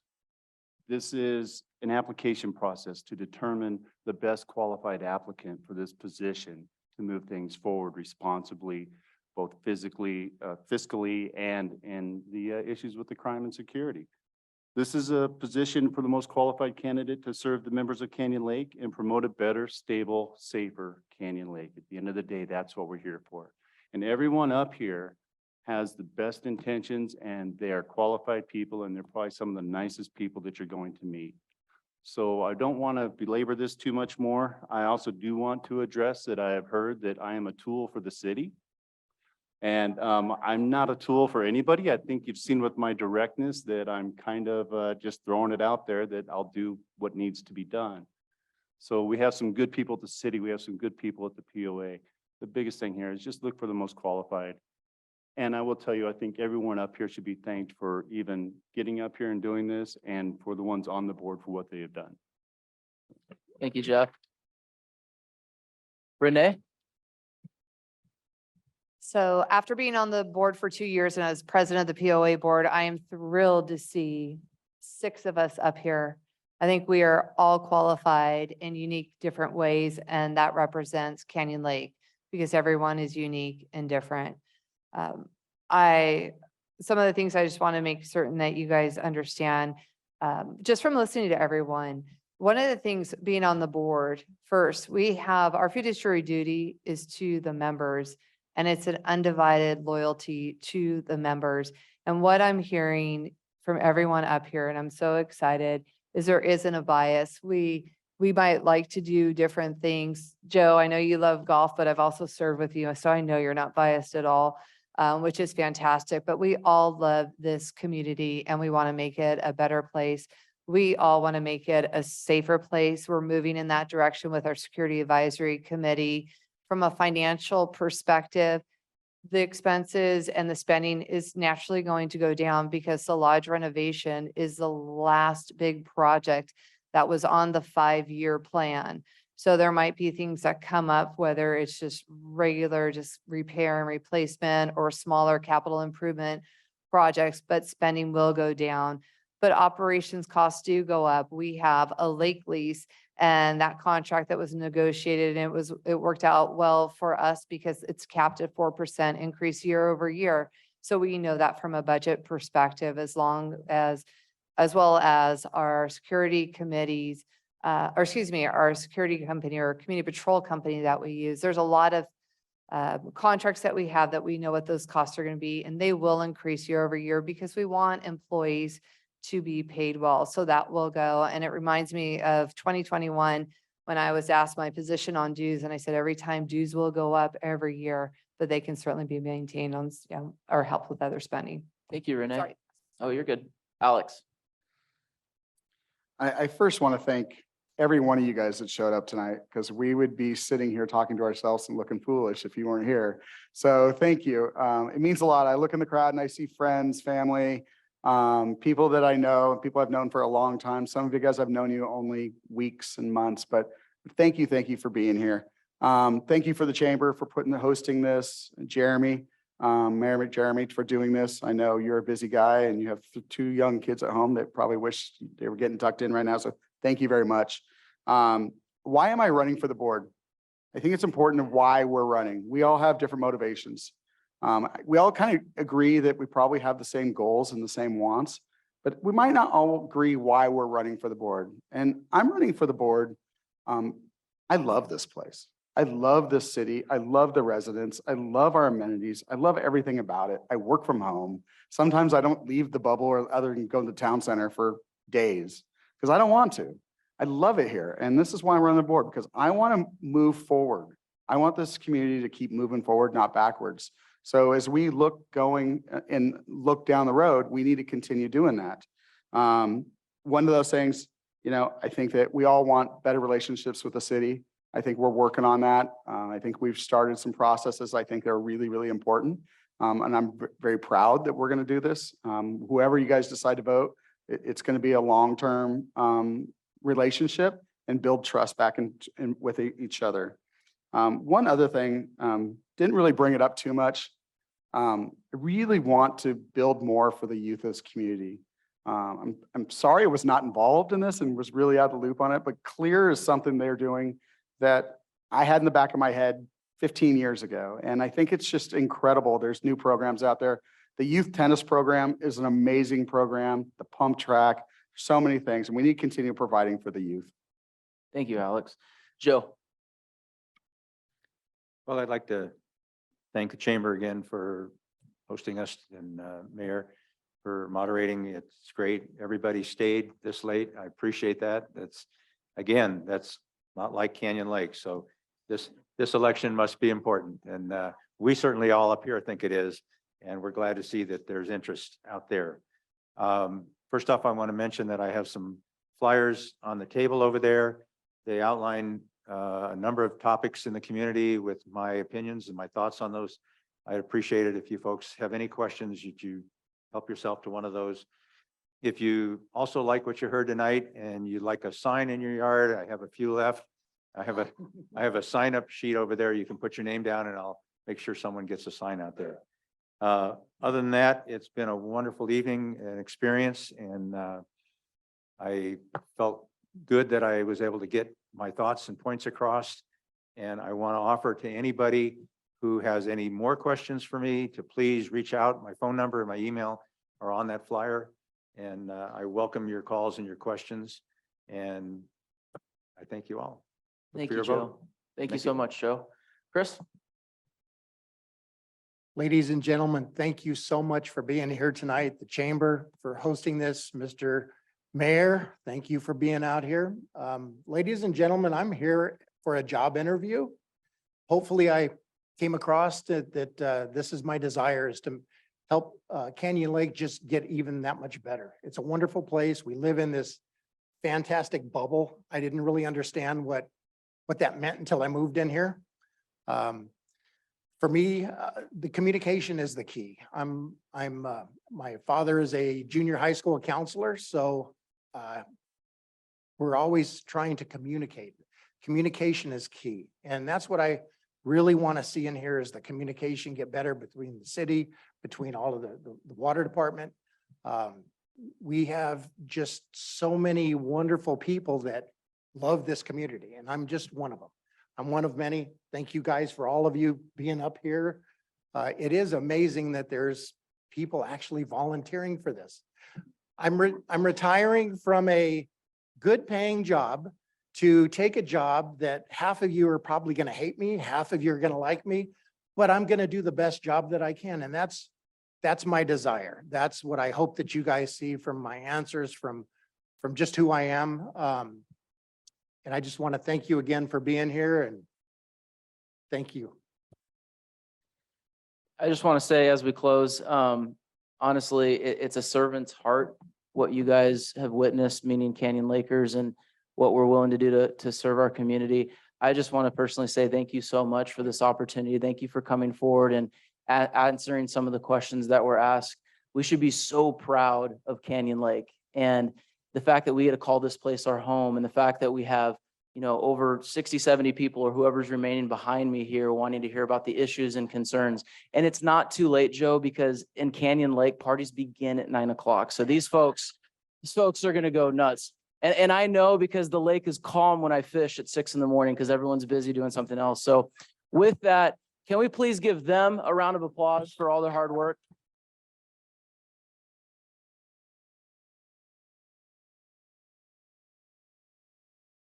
And lastly, can we give the chamber and the POA a round of applause for all the work they put together?